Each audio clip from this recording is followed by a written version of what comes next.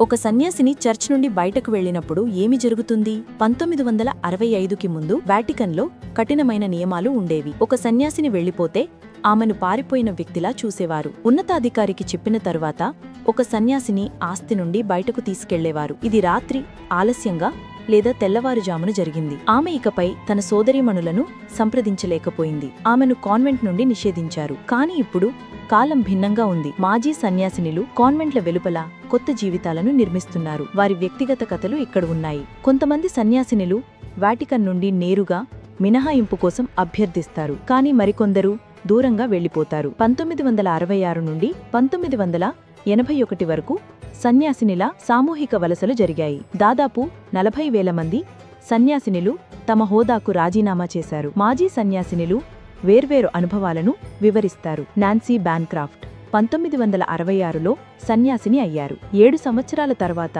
ఆమె ఒక కుటుంబాన్ని కలిగి ఉండటానికి వెళ్లిపోయింది. బయట ఉన్న మహిళలకు ఎక్కువ స్వేచ్ఛ ఉందని ఆమె భావించింది. బాన్క్రాఫ్ట్ సంస్కృతి షాక్ను అనుభవించింది. లౌకిక జీవితం చాలా భిన్నంగా ఉండేది. నాన్సీ బాన్క్రాఫ్ట్, నా జీవితం భౌతిక సంస్కృతి మరియు స్వేచ్ఛా ప్రేమ నుండి చాలా దూరంగా ఉంది. పాట్రిసియా డ్వైర్ 1972లో పెన్సిల్వేనియాలో సన్యాసిని అయ్యారు. ఆమె 1960లో 18 సంవత్సరాల వయసులో ఒక కాన్వెంట్లో చేరింది.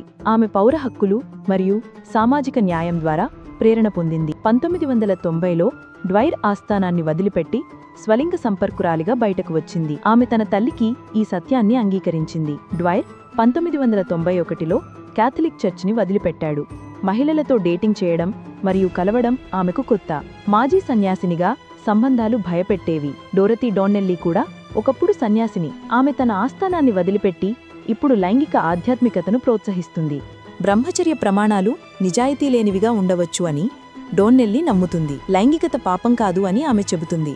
ఆమె తన పూర్వ కాన్వెంట్లో కూడా మాట్లాడింది. సన్యాసినులు పేదరికం, పవిత్రత మరియు విధేయత గురించి ప్రమాణాలు చేస్తారు. కాన్వెంట్ జీవితంలో భౌతిక ఆస్తులు మరియు డబ్బు లేదు. సన్యాసినులు వెళ్లిపోయినప్పుడు చాలామంది ఆర్థిక ఇబ్బందుల్లో ఉన్నారు. కెనడాలోని మెక్గవన్ చదువు మానేసిన వారికి సర్దుబాటు చేసుకోవడానికి సహాయం చేస్తుంది. ఆమె మాజీ సన్యాసినులకు అద్దె, పని మరియు బిల్లులతో సహాయం చేస్తుంది. ప్రేమను కనుగొనడానికి పెద్ద సంఖ్యలో క్యాథలిక్ సన్యాసినులు చర్చిని వదిలి వెళ్లిపోతారు. ఇటలీలో 2 మాజీ సన్యాసినులు ఇలా చేశారు. ఫెడెరికా మరియు ఇసబెల్ ఒక పునరావాస కేంద్రంలో సన్యాసినులుగా పనిచేస్తున్నప్పుడు కలుసుకున్నారు. వారు ఒకరినొకరు ప్రేమించుకున్నారు. కలిసి ఉండటానికి వారు క్యాథలిక్ చర్చిని వదిలిపెట్టవలసి వచ్చింది. 2016లో వారికి సివిల్ యూనియన్ ఉంది. కానీ చర్చి వారి సంబంధాన్ని ఎప్పటికీ గుర్తించకపోవడం బాధాకరం. మాజీ సన్యాసినులకు సమాజం లేకపోవడం కష్టం.